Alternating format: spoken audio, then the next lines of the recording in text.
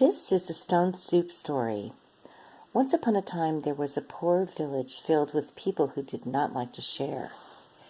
They locked their doors and windows tight and kept what little food they had for themselves. One day a stranger passed into the village. He was very tired and hungry from his journey.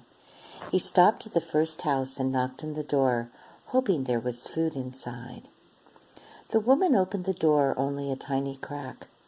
"Who are you?" the woman asked the stranger. "I am a tired and hungry traveler," he responded. "Please, may I have something to eat?" "There is hardly any food here," said the woman. "In fact, I doubt you will find anyone who has extra food to spare. We are all poor and hungry too." And the woman closed the door. The traveler, although he was tired and hungry, was not ready to give up.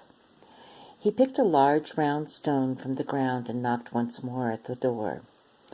The lady came to the door again, opening it only halfway. "Yes?" she asked.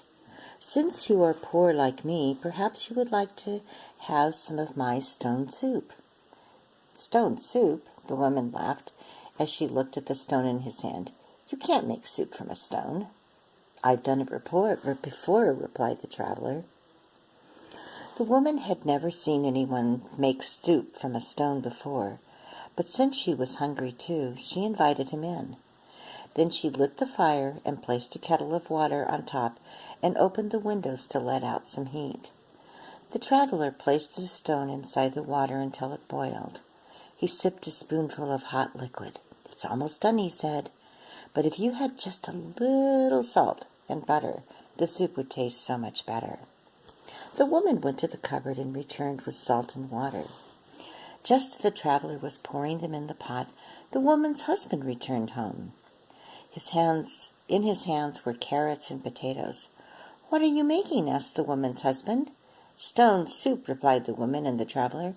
"Impossible!" shouted the husband.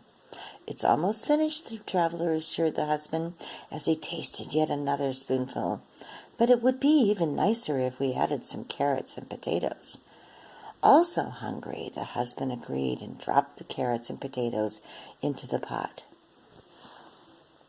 Soon the smell of the soup drifted out of her house windows and down the lane, and one neighbor who usually stayed inside wandered out and followed the smell all the way to the first house, where he heard them talking about the stone soup. "Is the stone soup ready now?" the woman and her husband asked the traveler. "Yes, but it could be even better if we had some turnips and beans," he replied. "I have some," yelled the neighbor who was watching the windows.